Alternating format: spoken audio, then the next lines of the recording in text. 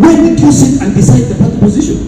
Muliita deputy party leader, muliita secretary ile kusitaji nini, muliita hawa. Kwa hiyo mambo yenu ya party position ni ukora. Manyere, that is my mind. Now, I want to come now to, unajua sasa hii mambo tunatupeleka sasa siasa. You know, what you've told us has just confirmed my suspicion that you are under the influence and guidance of a force from outside. Sasa kwa simu ya mheshimiwa Rais, hiyo mambo umetuambia leo ni ile milioni pili ya kitu akiandika kwa WhatsApp group. I have the screenshot and I can show you that Baringo County lazima wa deliver BBI, na mimi mwenyewe nitakuwa prefect ya kumark register, na hii ndio tuambia party position. Hiyo ndio ndio next time wanaenda wasema kwa nani. Sasa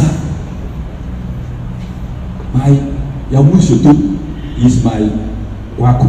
Wewe unaongea ukiwa messenger and you deliver the message, but my honest advice, please, wewe chungana na afya yako na familia yako. Siasa itaumiza wewe. Hata maubiri wewe ulienda ukapata ajali ukikimbia mambo yao unakwenda kabari. Sasa hivi tena ujapona wanakusukuma ufanye mkutano. Naona picha yako hapo usome. Have a look at the picture ya sahi. That is my opinion. Basi. Nimemaliza. Asante sana. Ya kuleta senators pamoja na deputy, na yeye ndiye alikuwa deputy. Akanoa nani?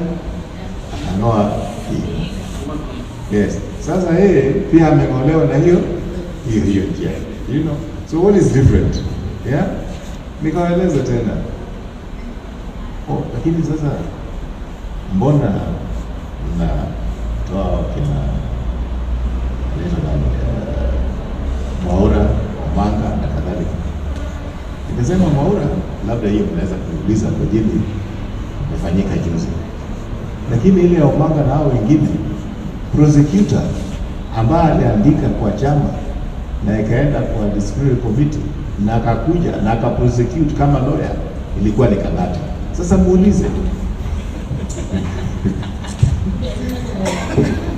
Yeah? So ndugu zangu, what I'm saying this, hii kitu vile nani anasema Mandago ni ongea na Mandago. Wewe kwa nani? Sasa weka hii kitu kwa itakuumiza bure, you know. So don't put it too much inside, right? So I think you should not be alarmed. But ni vizuri nieleze where did it start? Vile huyo aliniuliza. It started because the circumstances vile nchi ilikuwa, the pressure from World Bank, from IMF, the pressure in the Nairobi Stock Exchange, the pressure from the United Nations system, the pressure on the streets of Nairobi, the pressure, you know, when stone throwing, wakina baby pendos walikufa, yeah, na tukazika.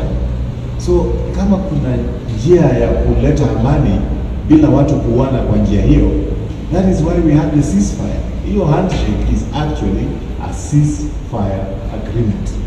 Ceasefire. So, okay, it may not,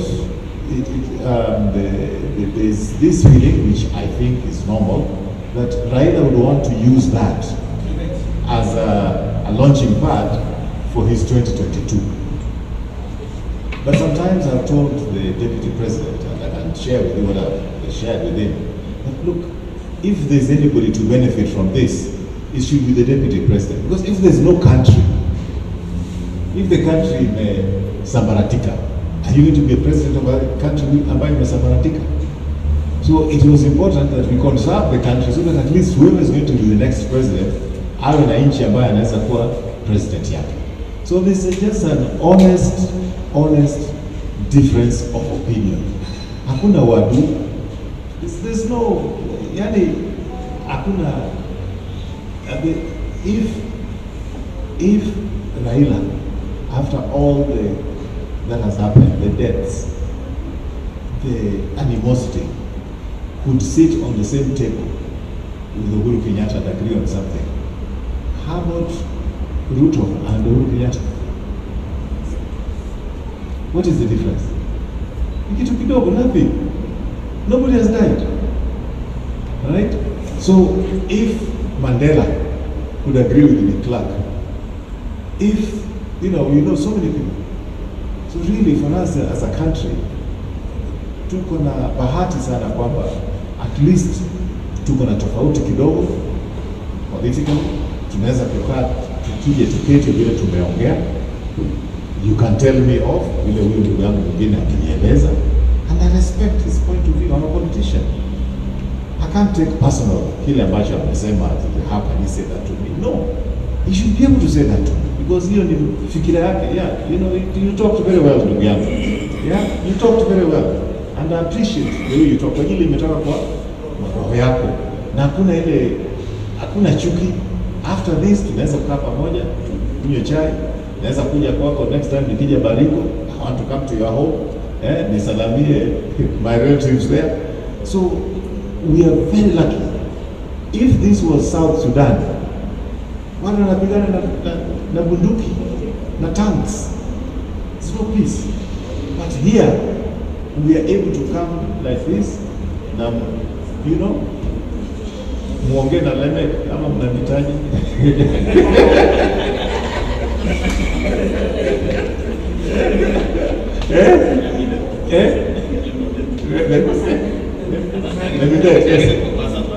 It's different, whatever, and we reach an agreement. So, to Mzanguni, I think that's okay. Let's go to the next one. Ayes and noes and abstention. It is important for me. Ni vizuri kwangu, ni muhimu kwangu nieleze kile ambacho Constitution inasema. Because when it comes to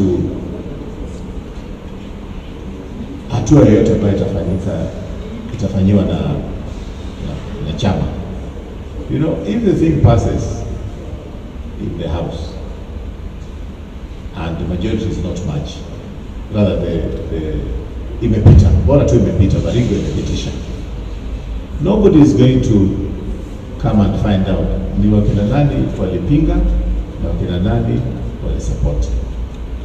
Lakini ikifail, ndugu zangu, let's be honest, ikifail, chama watatuma huyu ama mwingine aone aseme ni wakina nani voted against it. Now, wale ambao watavote against it, the first most vulnerable people ni wale ambao ni nominated.